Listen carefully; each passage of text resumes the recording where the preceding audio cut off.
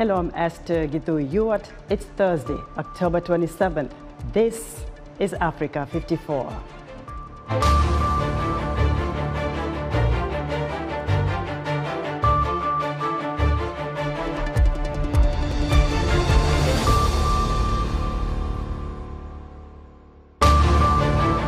UN High Commissioner for Refugees Filippo Grandi calls for a big ramp-up of international support for drought-devastated Kenyan and Somali communities. The Harare region's water needs are being strained both by a growing population and crumbling infrastructure. Women are often the ones forced to find solutions. Today's Africa Digital Innovation Competition segment spotlights a Nigerian app developer who is helping businesses access funding and training by finding grants. All this and much more on today's Africa 54.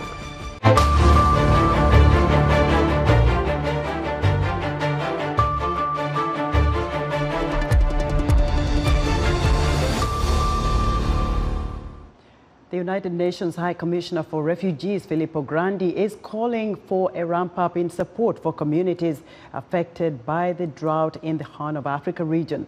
That includes the nearly 20,000 Somalis that have crossed the border into Kenya this year, fleeing a complex mix of conflict and drought.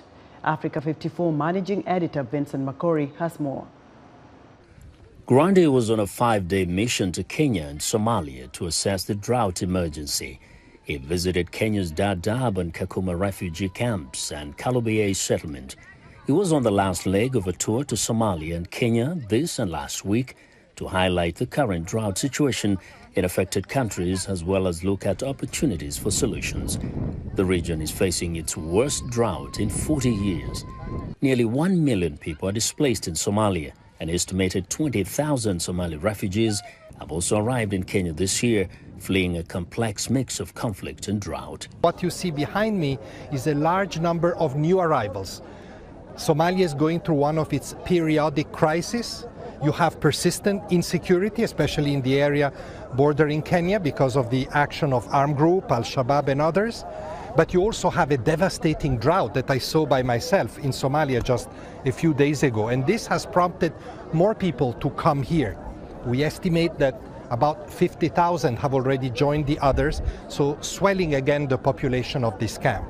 Grandi also spoke to recent arrivals from Somalia to discuss their immediate needs and appealed for more resources to be able to provide much-needed humanitarian assistance to them as well as Kenyans impacted by the drought.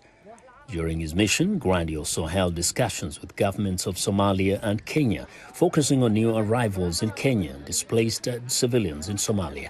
The High Commissioner also held talks with donors and partners on the realization of solutions for refugees and asylum seekers in Kenya to encourage support for an integrated settlement approach, more investment in development and refugee hosting areas in order to achieve sustainable solutions for refugees. We need to move at multiple levels, the humanitarian level, but also the development level, in order to give people livelihoods so that they can break the cycle between crisis of insecurity, crisis of drought, crisis caused by climate change, and give them a sustainable future.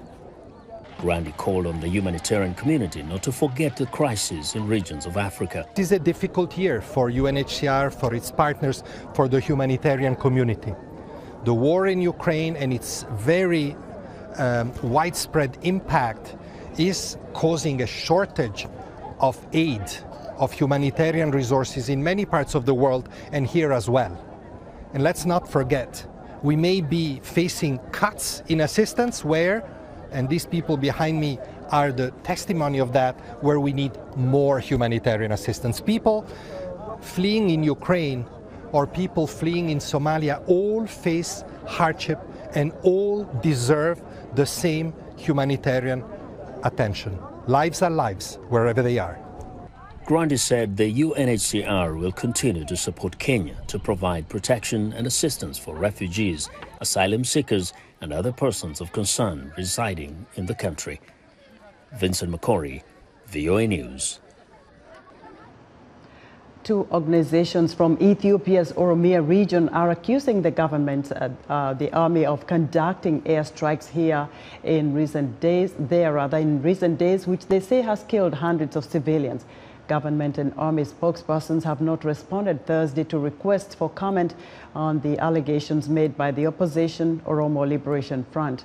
Oromia, home to Ethiopia's largest ethnic group of 40 million people, has experienced unrest for many years, rooted in grievances about marginalization and neglect by the federal government.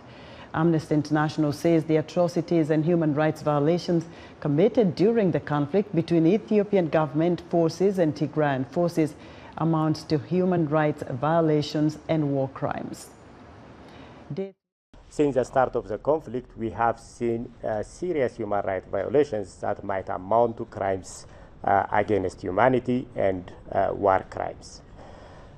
Some of the human rights violations which we have documented include rape and sexual violence, which is brutal and shocking. The rape and sexual violence which we have documented as Amnesty International was committed by all the parties to the conflict. There is no innocent party which has not committed human rights violations in this conflict, all of them. So when I'm saying all the parties to the conflict, the Ethiopian National Defense Force, the Eritrean Defense Forces, the Tigrayan Forces, the Amhara Special Force, the Amhara Fano Militia, all of them, they have committed serious human rights violations, including rape and sexual violence. Day 3 of the Ethiopia-Tigray peace talks are ongoing in South Africa at the Foreign Affairs Ministry headquarters. For the latest on Ethiopia's peace efforts, I'm joined by Simengich Mengesha, a VOA Horn of Africa reporter. Simengich, welcome to Africa 54. Thank you for having me, Esther. Now, you're following this story more than the rest of us because you're covering the Horn of Africa. What's the latest on these peace talks in South Africa? Well, as for the peace talk in Pretoria, we only know that it's going on. As you said, it's day 3, but really nothing is coming out. No information from negotiators, from a mediator or observers. So everything remains to be a secret so far. Everything is secret so far. So what about the official position from Addis Ababa? Is there anything coming out of Addis saying this is what we're following, this is what we're hearing, any statement of any kind? There is no official statement coming out from the Ethiopian government so far, but the government spokesperson Legesse Tulu yesterday posted on his Facebook page that there would some matters would not be up for negotiation, and he specifically said that the government has constitutional obligation to control humanitarian aid and also services, that they will not abandon. It should be under the government control. So right now, as we speak, the fighting has continued, and the government is saying they are controlling key towns in Tigray region. Also, the Ethiopian National Defense Force put out a statement asking for members of the TPLF forces to surrender, either in parts of Tigray, which is under control of the federal forces, or also in neighboring areas. What about, reactions from Ethiopians so far? What are they saying? I'm sure they are also as anxious as we are to know what's going on in South Africa. But what are they saying when you talk to them? I mean, there are mixed feelings about the negotiation going on in South Africa right now, but the denominator for everybody is people are tired of this conflict, this war, that civilians dying because of this conflict for almost 2 years now. So people want peace. People want for this conflict to end. But when it comes to the negotiation, especially related to the outcome of the negotiation, people have different, either some of them hope that there will be something tangible. Others really don't see anything different coming out of this peace talk. But yes, people really are tired of this conflict, and they need some sort of end to this war. Simengich, thank you very much for that update. We do hope for the peace in Ethiopia. Yes. Simengich Mengesha is a reporter with VOA's Horn of Africa service. Now, the U.S. government is warning of a possible terrorist attack this coming weekend in South Africa's largest city, Johannesburg. The U.S. identifies the potential target as Sandton, which is commonly referred to as the richest square mile on the African continent. It's a blend of high-end shops, office towers and banks, but Pretoria, the seat of the executive branch of government, appears to be underplaying the alert, calling it part of the U.S. government's standard communication to its citizens. Several alerts have been issued about possible imminent terrorist attacks in South Africa in recent years, but none have materialized. Tuso Kumalo has the latest. It's a warning that has left many South Africans worried. In a notice to U.S. citizens on its website yesterday, the U.S. Embassy in South Africa said it has received information that terrorists are planning an attack on large gatherings in the Sandton area of Johannesburg. Sandton is Johannesburg's most affluent suburb. The Sandton City shopping mall is usually the busiest, especially on months like the 29th and the 30th, mentioned as the possible days of the attack. The suburb has the most expensive and the frequently visited nightclubs, bars, restaurants and hotels. I spoke to some South Africans in this suburb. Some are worried, but some are not. Very anxious. I'm worried what's going to happen.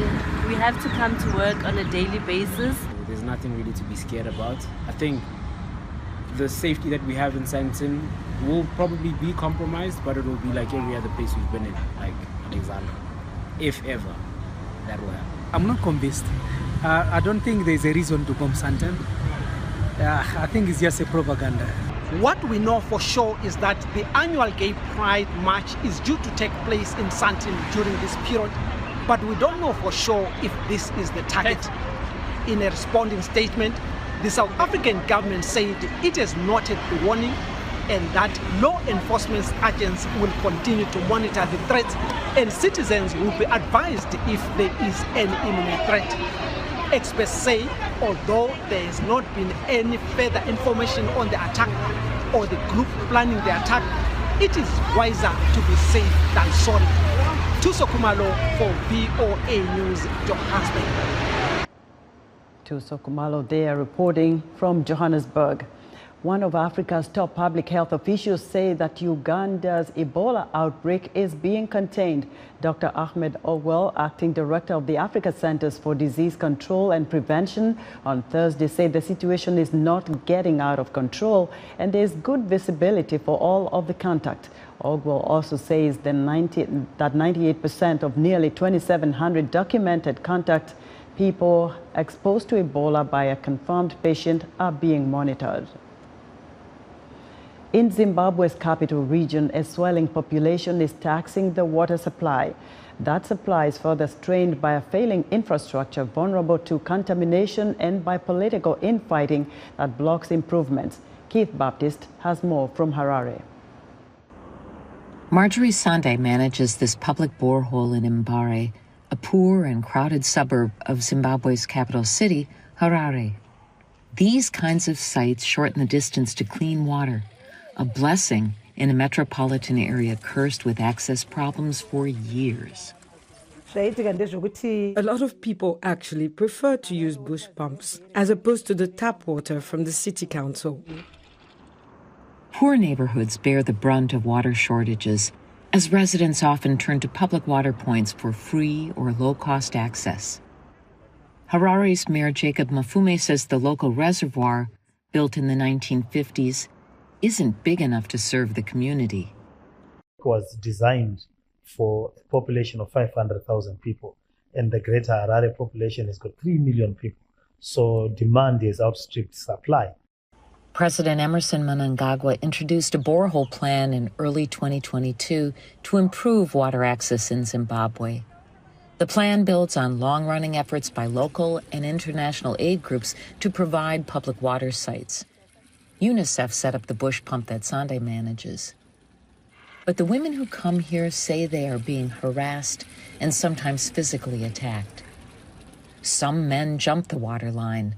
Others, so-called borehole marshals, illegally take charge of water points and demand obedience, cash, or sexual favors in exchange for water access. As women, we usually queue early for water so that we can get enough time to prepare our kids for school.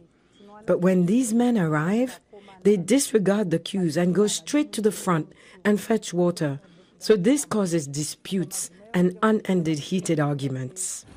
A rape clinic official at Pariranyatwa Hospital in Harare says there have been many reports of people being harassed or assaulted while fetching water. So this sexual assault that takes place is a complex of a lot of things. So it can be as subtle as, if you want water, then you need to give me some form of sexual services. Many victims do not come forward due to shame, fear, stigma, or simply because they do not know what action to take, says Rutendo Mudavanu.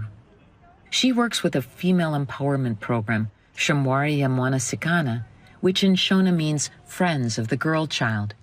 To help, the NGO also has recruited male volunteers to aid at water points. Our main aim is to fight gender-based violence, so we are already helping people at most of the water points. Advocates say women should have more of a say in the design, management, and location of water points and sanitation facilities.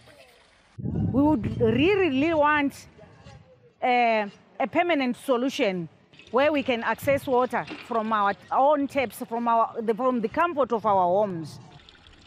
For Keith Baptist in Harare, Zimbabwe, Carol Gunsberg, VOA News.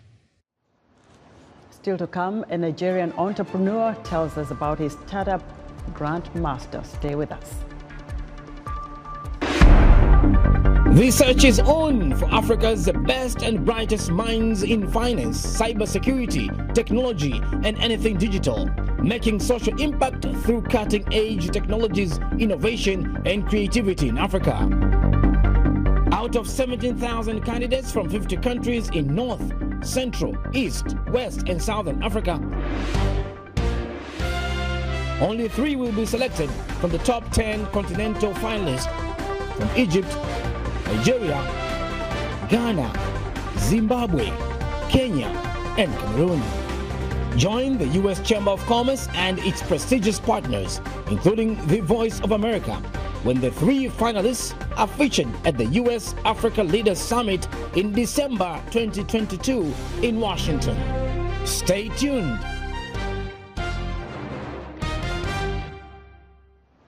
In other news, a coalition of Ghana's ruling party members of parliament are calling off demands that Finance Minister Ken Ofori-Atta be removed from office until a support package is negotiated with the International Monetary Fund. Human Rights Watch is urging Chad to let outside investigators probe clashes last week between security forces and anti-junta protesters that left dozens dead. And the World Bank has approved $275 million in aid to debt-ridden Zambia to help it recover from the COVID-19 pandemic and spillover effects of the Ukraine-Russia war. The U.S. Chamber of Commerce's U.S. Africa Business Center is convening its first annual Africa Digital Innovation Competition for African startups. VOA is working as a media partner with the Africa Business Center on this initiative. The 10 finalists have been selected, and today we're highlighting Nigeria's Olubenga Ogunboale, whose startup Grandmaster designed an application that allows businesses to access funding and training through grants that will enable them to grow.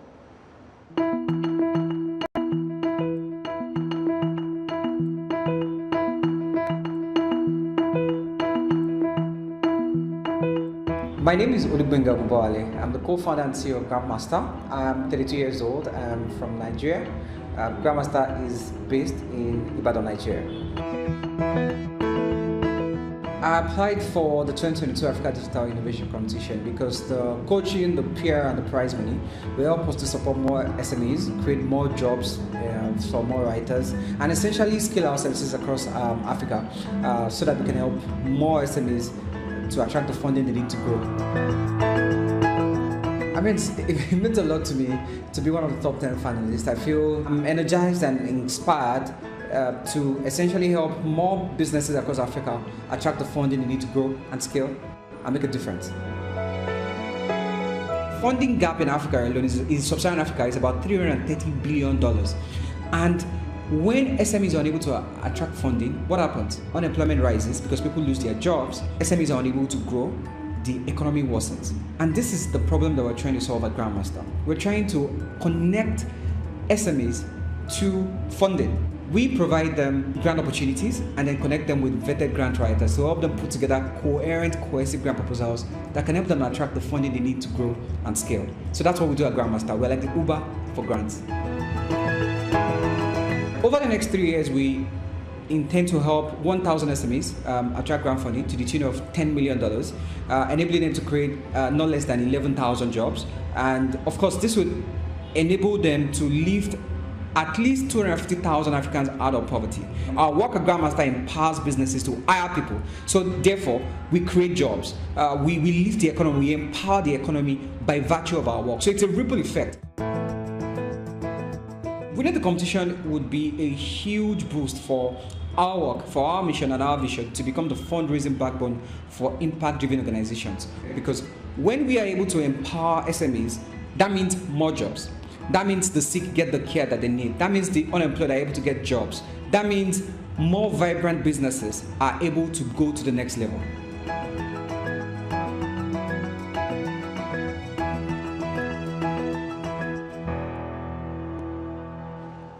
Friday on Africa 54 will profile our final contestant in the Africa Digital Innovation Competition, Kenya's Felix Macharia and his startup Kotani Pay.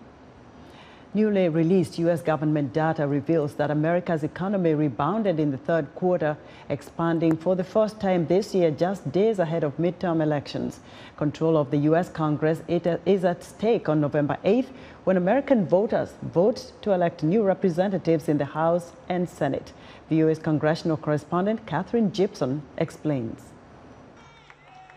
After months of campaigning and with millions of voters, just a handful of states will decide if Democrats keep their slim majorities in both the U.S. House and the U.S. Senate.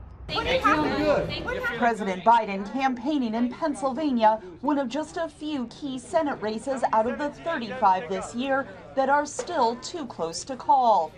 And where Democrat John Fetterman is facing health concerns about a recent stroke. But it knocked me down, but I'm going to keep coming back up. Fetterman going up against Republican candidate Dr. Mehmet Oz, who has been endorsed by former President Donald Trump. I would support Donald Trump if he decided to run for president. All right. But this is bigger than one candidate. This is a much bigger story about how we are going to build a bigger tent to let more Americans feel safe.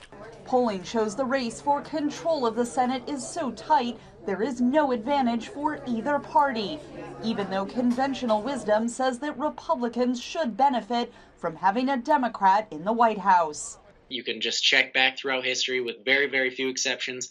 After the first couple of years of the president's first term, that party just loses power, that people look back, they see a record, and almost all of the campaign promises are not fully met yet. And so people get a little frustrated, and add that with some troubling economic numbers with inflation and gas prices up until now, people really getting hit within their pocketbooks. But in the southern state of Georgia, where early voting is already underway, social issues have also played a role in the race. Republican candidate Herschel Walker denying allegations he paid for a girlfriend to have an abortion. The abortion thing is false. It's a lie. Polls show a close race between Walker and Democratic Senator and former pastor Raphael Warnock. I think that part of the problem with our politics right now is that it's become too much about the politicians. And in the southwestern state of Arizona, immigration is a key concern. Democrats' Mark Kelly distancing himself from Biden's border policies. I've been strong on border security, and I've stood up to Democrats when they're wrong on this issue. It sounds like including, by the way, including the president. His Republican opponent, Blake Masters, like many Trump-endorsed candidates around the country, continues to claim fraud spoiled the 2020 election. even though numerous lawsuits over the issue all failed in court. I suspect President Trump would be in the White House today if big tech and big media and the FBI didn't work together to put the thumb on the scale to get Joe Biden in there. All 435 U.S. House seats are also up for re-election this year. Currently, Democrats hold an 8-seat majority in the lower chamber. Catherine Gibson, VOA News, Washington. A fashion designer in Johannesburg, Thando Ntuli, is getting pieces ready for her label Munkus ahead of the show at the South African Fashion Week. Louisa Knox has more. Fashion designer Thando Ntuli is putting the final touches to her latest collection. Pieces from the 25-year-old's label Munkus are set to hit the catwalk at South African Fashion Week. For a designer who is making waves in the international fashion scene, Ntuli says her inspiration comes from a bit closer to home. This collection is inspired by my mom. I kind of looked into the 5 personas that my mom represents. She's basically a giver, a nurturer, a lover, a fighter, and a leader. So you'll see the different silhouettes from like suit structure to like flow, free, power in terms of color as well, and still a lot of layering, but it kind of represents everything that she kind of showed me in my life and the many hats women have to wear. And I think a lot of people can relate, not to my mom specifically, but all mothers within South Africa or an African context. Ntuli's clothes are made from durable fabrics and items are designed to be layered together. She says they are designed to last and to be passed down over generations. Munkus's collection for the autumn-winter show is called Umama Wam, which means my mother in Zulu. In April, Ntuli won the South African Fashion Week's 2022 New Talent Search competition.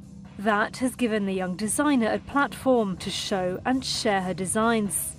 After South Africa, she will show her collections in fashion weeks in Nigeria and Kenya. Ntuli hopes that success at home will help her shine a spotlight on South African culture globally. Growing from home is the best part because that's where you aspire to be at first. If I can make it at home first, it means I'm ready to take on the world. And if you can get recognition at home, it means more than the rest of the world for me. But I think it's always a good push to have people who believe in you and also have your country behind you before you kind of take leaps in other countries. Louisa Knox of Reuters filed that report. And that's our show for today. Be sure to watch Africa 54 on our website at voaafrica.com. From all of us here in Washington, thanks for watching.